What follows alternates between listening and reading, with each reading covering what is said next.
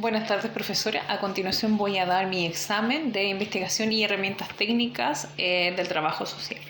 Nos solicitaron dos preguntas, que es desarrollar en palabras propias y explicar la definición de Pérez Rivero respecto al informe social. Pérez Rivero se refiere al informe social, y cito textual, como una herramienta metodológica propia del trabajo social.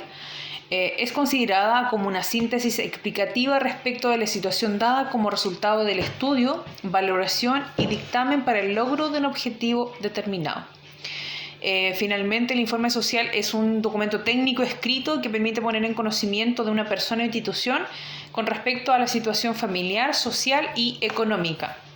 Para nosotros como trabajadores sociales, el informe social es considerado como un soporte documental de carácter sincrónico y es el más importante y también el más complejo, que consiste finalmente en la recolección de todos los antecedentes personales, familiares, tanto basado en las redes de apoyo como red primaria, dinámica familiar, hay evaluación socioeconómica, situaciones de salud, educativa, así como todos los contenidos que son relevantes para describir, y de esta forma nos permite que el trabajador social podamos acreditar finalmente lo que es la situación actual de un grupo familiar.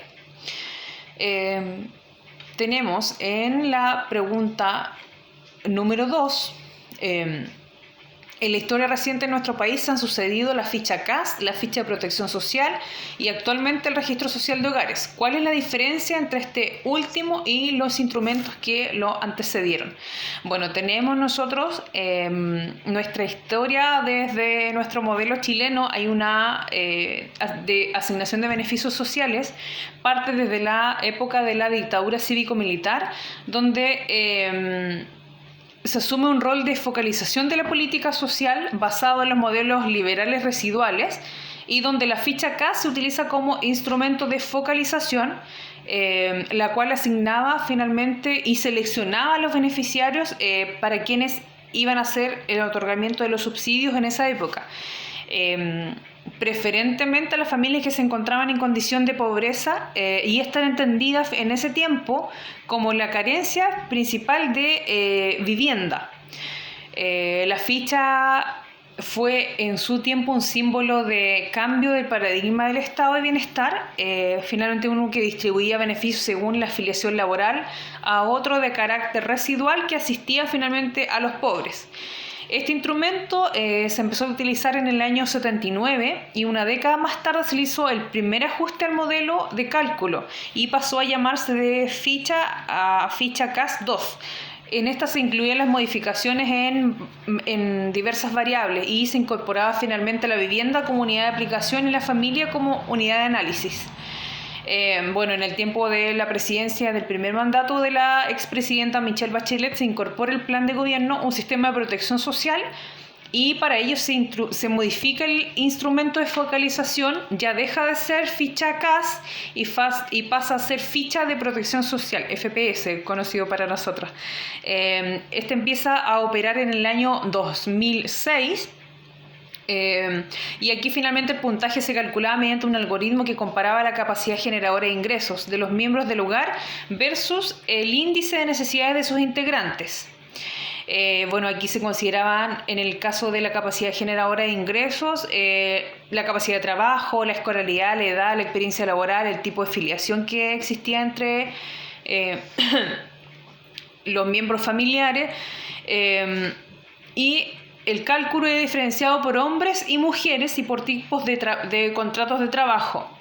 El método de recogida de información era el autorreporte. Finalmente, el jefe de familia o jefa de familia era quien entregaba la información que iba contenido ahí. A su vez, el funcionario municipal finalmente pedía ciertos documentos para corroborar que esa información entregada fuera fidedigna. Y la información digital en la plataforma solo era válida contra las bases de datos del registro civil y la Superintendencia de Seguridad Social. Continuando con la historia de esto, Se hizo en el año 2010, se convoca un comité de expertos que fue bajo el mandato del presidente Piñera, y este comité de expertos analiza la ficha de protección social y entrega una serie de recomendaciones, pero no es en ese mismo mandato donde se implementa, sino que eso ya se hizo cuando ya estaba terminando el proceso del mandato del presidente Piñera, y por encargo se deja establecido que no se va a implementar en ese mandato, sino en el siguiente, y corresponde en el mandato de la presidenta Michelle Bachelet, se implementa bajo el nombre Registro Social de Hogares.